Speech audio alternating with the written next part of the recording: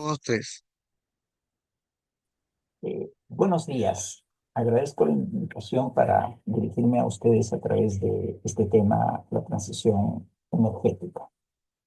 El temario tiene tres puntos, que se entiende por datos, información, hasta inteligencia. El segundo, la transición energética, que es propiamente el tema. Y el tercero, cómo afecta al Perú y qué efectos sobre su futuro inmediato. Como siempre, el Perú somos problema y posibilidad. Entonces, respecto a datos, información, conocimiento e inteligencia. Datos son básicamente el equivalente al levantamiento de valores estadísticos. Y información son los valores estadísticos más su contexto. O sea, un valor estadístico más su contexto entra al conocimiento de una persona humana, entre el cerebro de una persona humana, y eso se compara con toda la base de datos que tiene el propio cerebro, producto de conocimientos, de experiencias, de estudios, etcétera, y de allí surge el raciocinio y el conocimiento que puede tener una persona. ¿Qué es la inteligencia del ser humano? La inteligencia del ser humano es la capacidad de adelantarse al futuro, la capacidad de prever lo que puede ocurrir en el futuro y que le puede significar riesgos, amenazas, posibilidades, ventajas, y poder hacer uso de ellos mientras tiene tiempo, mientras tiene recursos, mientras tiene posibilidades, y no esperar que las cosas lleguen cuando ya poco o nada se puede hacer. Entonces, yendo a la transición energética,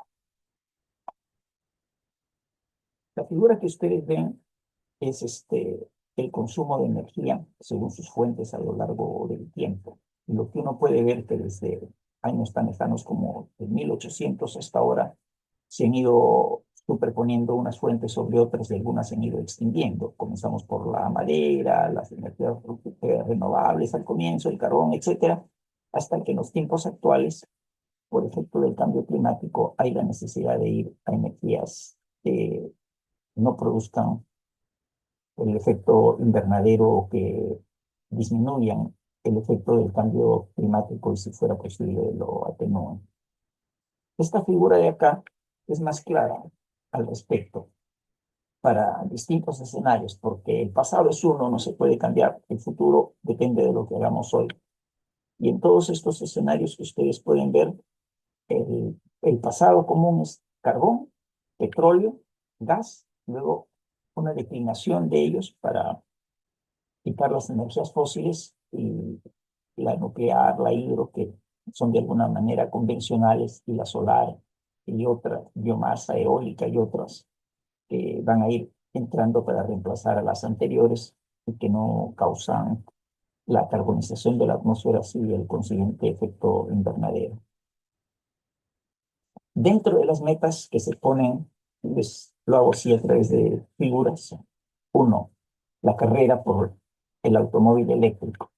¿Qué cosas son consecuencias de los cambios? Los cambios van a ser cambios muy profundos, tan profundos como los que causó la máquina de vapor en su época y que llevó al mundo industrializado de hoy. Estos cambios son muy profundos porque significa cambiar las fuentes de energía, y al cambiar las fuentes de energía, cambiar las formas en que se usa la energía.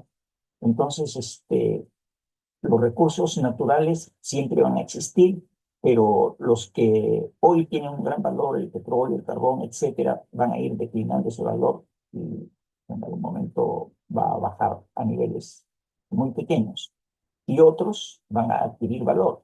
Entonces, como siempre, estarán los recursos, la capacidad, los recursos naturales, la capacidad de financiamiento, la tecnología y la comercialización, y todo aquello que permite nuevas fuentes de riqueza y nuevas distribuciones de riqueza. Entonces, los países hoy en día, y ese es el tema bajo el cual hay que ver al Perú, buscan, ante lo inevitable, ante la necesidad de la transición energética, cómo se posicionan para el futuro y de qué forma lo aprovechan para sacar ellos ventaja y para que les represente menores problemas para cada cual. Esta otra figura es también de un diario francés, dice el milagro del avión verde, es decir, y los datos sobre ecología, etcétera, y las razones por las cuales esto se da. Esta es otra noticia de este año, del mes de julio de este año, donde dice las bancas se organizan para financiar la renovación energética. También para la banca es un negocio. Entonces la banca también se prepara para sacar ventaja de eso. La banca es a su vez estimulada por los gobiernos, porque son los gobiernos los que quieren marcar la dirección del cambio energético. Algunos con mucho agrado porque les conviene, otros con no tanto agrado y tratando de retrasarlos porque no les conviene.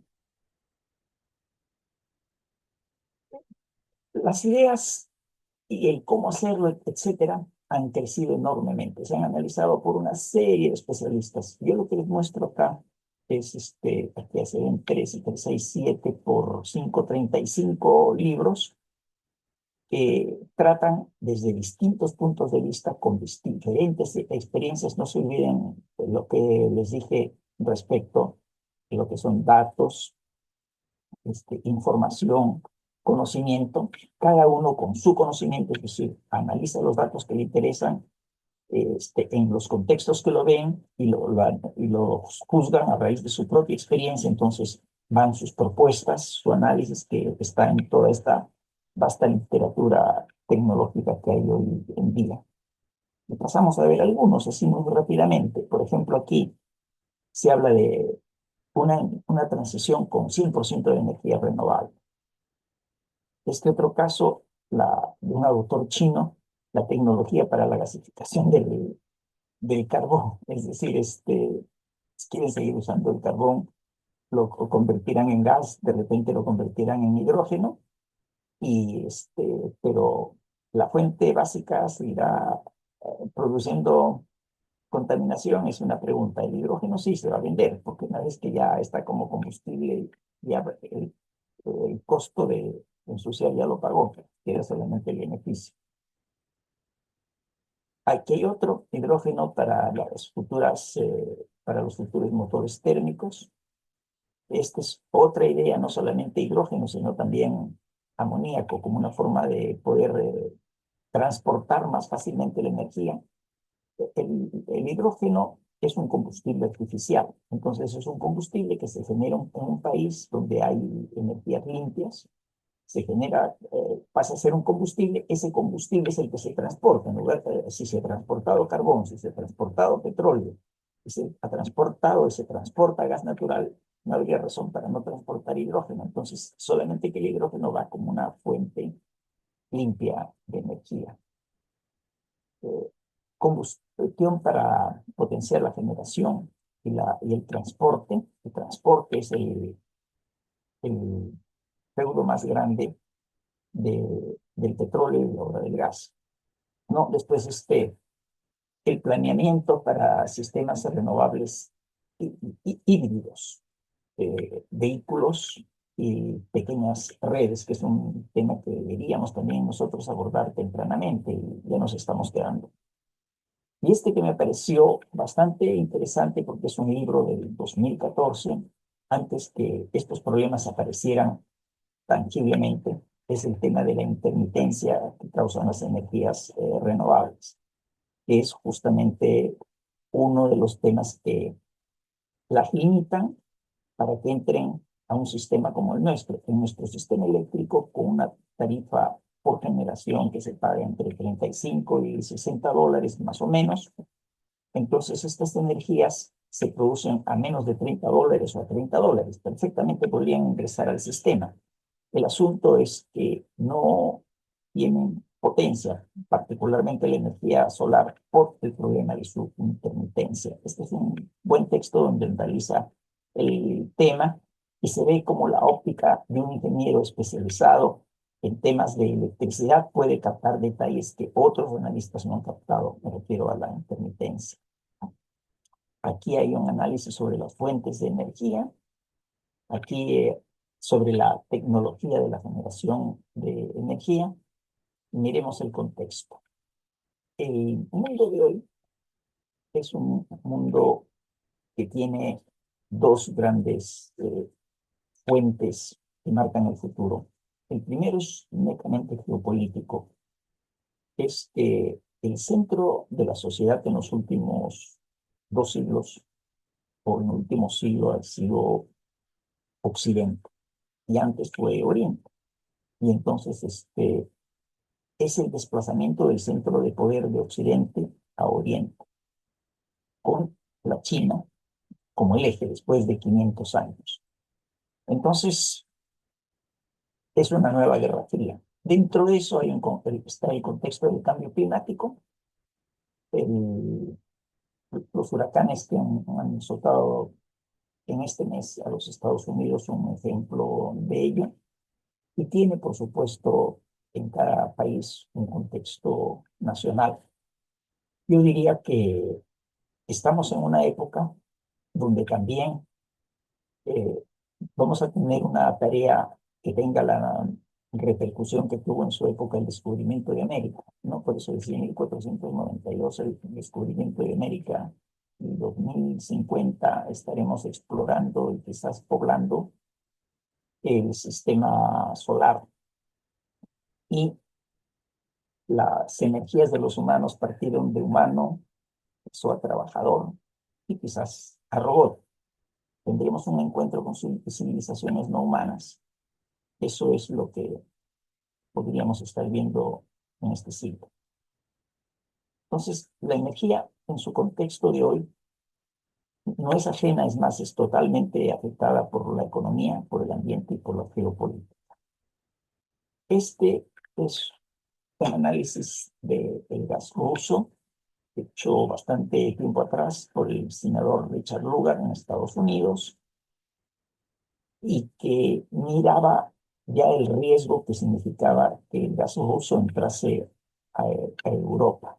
Entonces, es un documento público, se pueden obtener por Internet, es un excelente ejemplo de la mirada geopolítica de la energía.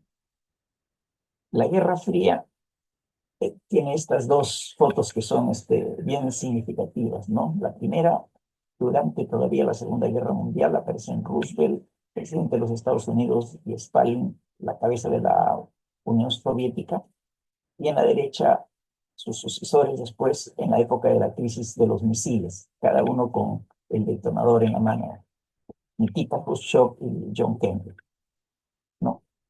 Esto es un excelente análisis de la encrucijada mundial, y así se domina el mundo, que es finalmente lo que persiguen las mayores potencias.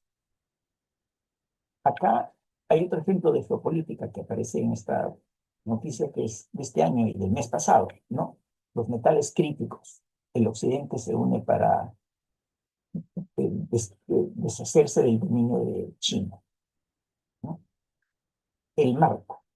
Este es el huracán Milton, este mes, en Florida, y algunas figuras de lo que pasó ayer.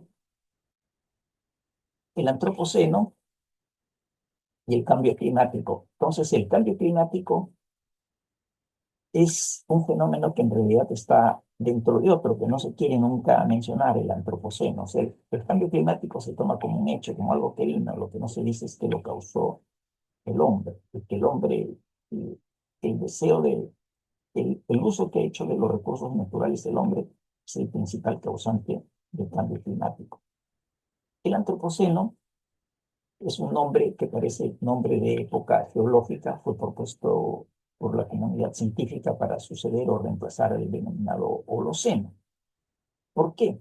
Porque en el Antropoceno, que es un periodo que lo comienzan a contar más o menos desde la Revolución Industrial, el ser humano, por efecto del ser humano, ha producido en la naturaleza los mismos cambios que habría producido por sí sola una era geológica. Esto es otro símbolo de esa época. Dice, la factura del agua es una ducha fría. ¿Por qué? Porque escasea, por lo tanto el precio sube, y es la forma en la que se percibe los cambios que van ocurriendo en el mundo. Esto tiene que ver con la producción del cobre. La producción del cobre, junto con otros metales críticos, es consecuencia de la transición energética. Y por supuesto, al aumentar mayor demanda, van a aumentar los precios y van a cambiar la situación económica de varios países. Sobre lo del mundo, es interesante ver la producción, cómo están ordenados los países en producción. Uno puede ver el primero Chile, el segundo Perú, el tercero China. Nosotros en minerales sí somos un jugador de las grandes ligas mundiales. Pero la siguiente figura dice muchísimo. Aquí la ventaja de Chile es más del doble que el Perú, que es el segundo, y por supuesto más que los que le siguen. Pero miren, ya no la producción del cobre, sino del cobre refinado, es decir, quién se encarga de llevarlo de concentrado a refinado. China es largamente el que domina el mercado. Y esto, expresado en el cobre, como lo ha hecho en otros metales, lo ha hecho en otros procesos, lo ha hecho en la manufactura, en la industria y todo, es la razón del crecimiento enorme que ha tenido China en su economía y que hoy es, junto con Estados Unidos, son las dos superpotencias económicas del mundo, ¿no? Japón queda segundo y Chile, que es el primero, queda tercero. ¿Y nosotros por dónde estamos? Estamos por acá, gracias a que Southern es el único que refina cobre en el Perú. Esta es otra figura del mundo de hoy y de la visión de futuro. Es el consumo de energía nuclear. Entonces, y está, según los colores, en los reactores nucleares antiguos, menos antiguos e incluso nuevos, ¿no? En cuanto a construcción, uno nota un crecimiento de China, una participación de lo nuclear en China. Aquí está el caso de Alemania. Uno nota un crecimiento, o sea, la etapa de China en Alemania se vio hasta los años 90, después un declive y lo mismo Francia, con otras, eh, con otras velocidades, pero a la larga lo mismo. Y una noticia también de este año, dice, Italia eh, quiere hacer su gran retorno en la energía nuclear. Significa, cuando la rechazamos, nos equivocamos. Y esta figura también es una figura bien representativa de la época. Los cálculos están a la izquierda, incluso hechos para una central del Perú con cantidades del Perú. Ese es el mapa mundi, lo que está sobre la derecha, y ese cuadradito en rojo dice todo esto 300 por 300 kilómetros. Ese es el área que si uno coloca en África o en un lugar del Perú que tenga la radiación del Perú, puede producir el total de la energía primaria que necesita el mundo. Entonces, la, el mensaje es que la energía solar es súper abundante y que puede tranquilamente mover el mundo. Este es un análisis respecto a lo mismo para la energía eólica y lo dejo ahí para que lo puedan leer. Está el análisis, las cifras, los reemplazos y el qué hacer y todo eso. Un buen análisis en tres transparencias. Y esta otra tiene que ver con los costos, ¿no? El costo, ¿qué pasó con el costo de la energía eólica y con la energía solar en cuanto a la fabricación? Entonces, con la tendencia, los costos han ido cayendo. Y en eso, el papel de China y su capacidad de manejar los minerales estratégicos ha sido fundamental. Y hacia ese futuro hay otro tema que se examina, que es el perforar la corteza hasta poder encontrar una temperatura suficientemente alta para producir el equivalente móvil a las centrales geotermales. Y esto se llama energía sin límites y es una opción real. Hay aquí un dato importante de José Goldberg, un brasileño notable que encabezó comisiones nacionales o internacionales de energía. El primer párrafo es bien interesante. Dice, toda la energía que usa la humanidad proviene de una de las cuatro siguientes fuentes. Energía radiante emitida por el sol, energía geotérmica del interior de la Tierra, o sea, una viene del sol, la otra viene de la Tierra, la energía de las mareas, que se origina por la gravitación de la Luna, y la energía nuclear. Son las cuatro fuentes primarias con las que encontramos. Y luego añade que es una cifra bien importante, que larguísimamente, la fuente más abundante es la energía solar, que aparece en la geotermia, etcétera, y al final hay una cifra, es un poco antigua, es del año 2001, pero, pero sirve para ver cuál es la necesidad de energía humana. Y de hecho, la solar sobrepasa larguísimamente las necesidades de energía humana y es renovable. Todos los años se tiene lo mismo. Miremos nuestra época. A través de las noticias, ¿no? China lanzó un vehículo espacial para traer muestras del lado oculto de la Luna por primera vez, ¿no?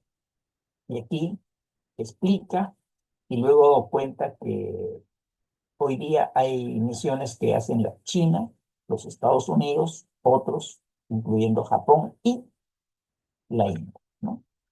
Entonces, el tema del espacio.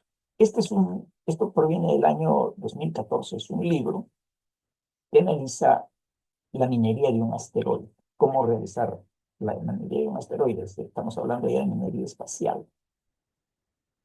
Esta es la génesis de una nueva eh, carrera espacial, de una nueva competencia por el control del espacio, ¿no?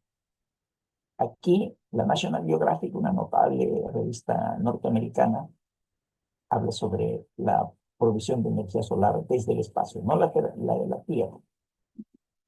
Esta es una revista india que da cuenta de India Inc., una compañía hindú. Es una compañía privada cuya nueva frontera, lo dice todo el casco que aparece, es el viaje a la Luna, Marte, al espacio, ¿no?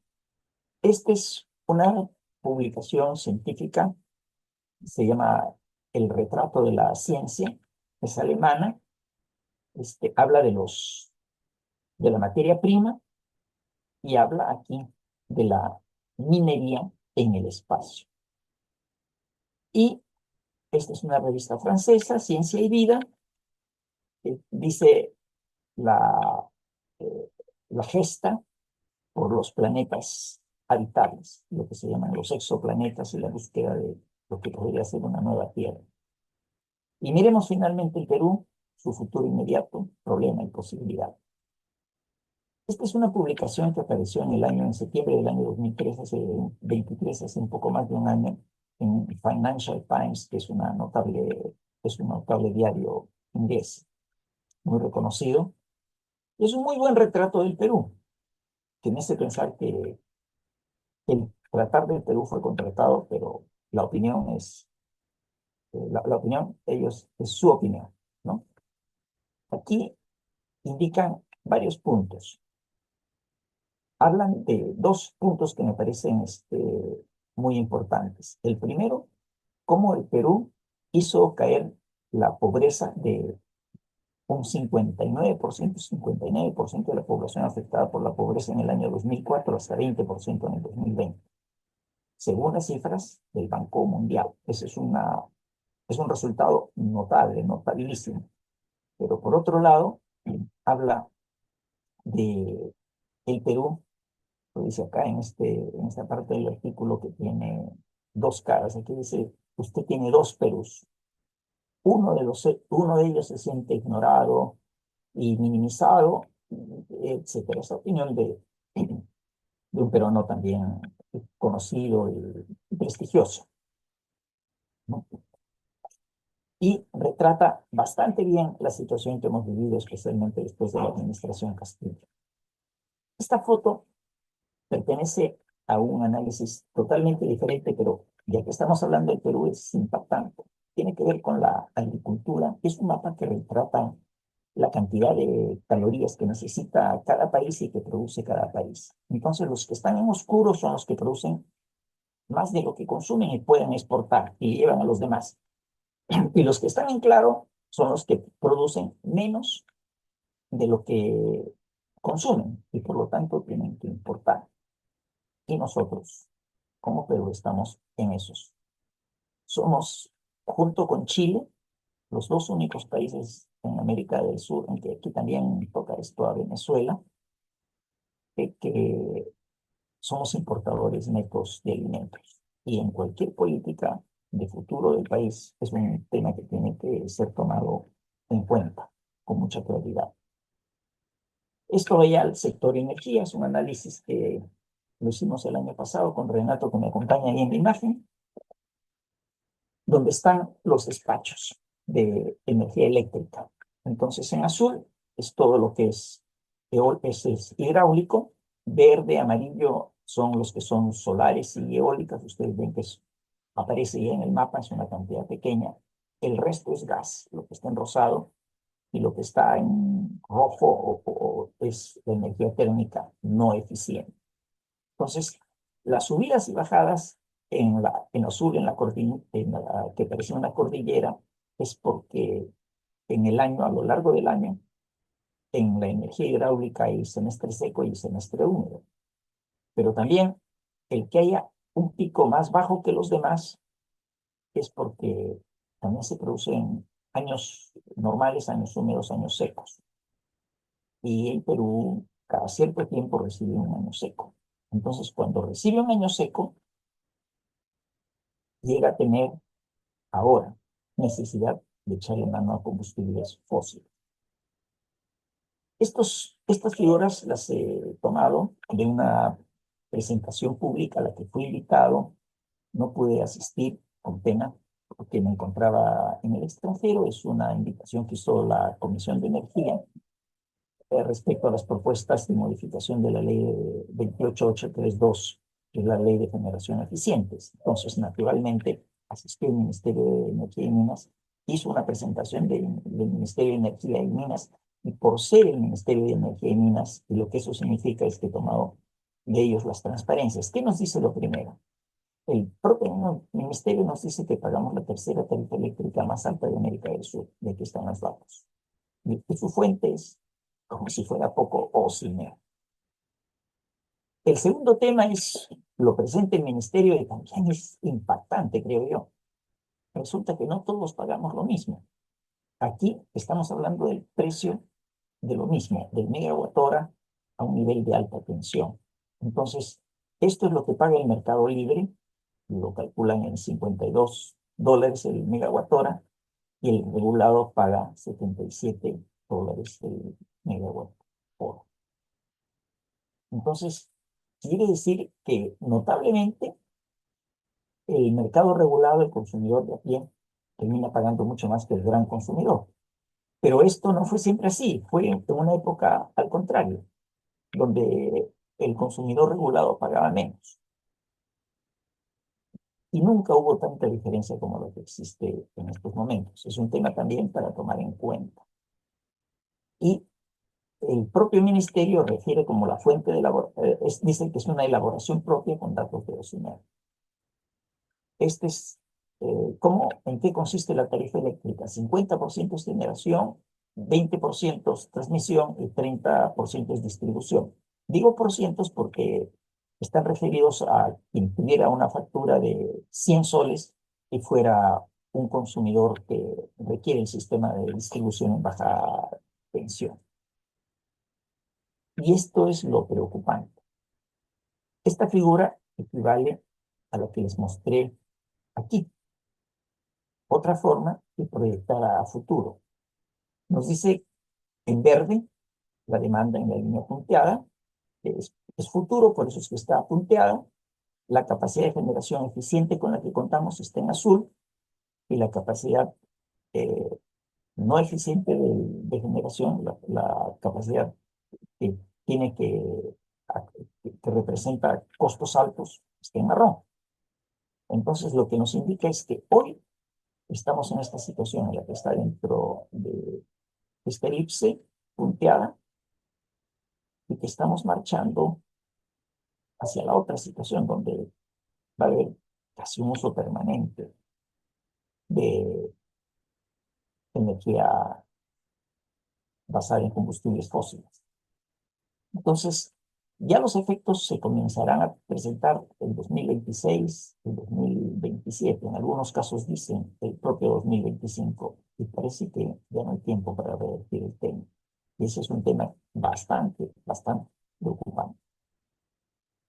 Y un análisis de cómo está ¿Cuál sería nuestra dieta energética? Dependemos de dos fuentes, el agua y el gas natural. El agua tiene el problema de la estacionalidad y el gas natural no sabemos para cuánto más nos durará.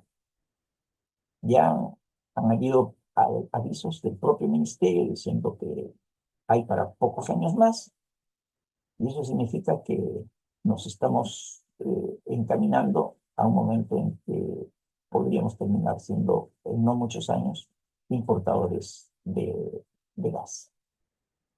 Y este es el análisis que hace el propio ministerio, lo ha presentado así al Congreso, donde ve los picos históricos que se produjeron de los costos marginales y su efecto sobre la tarifa, con, con una atingencia importante que en el pasado no ha tocado al consumidor regulado.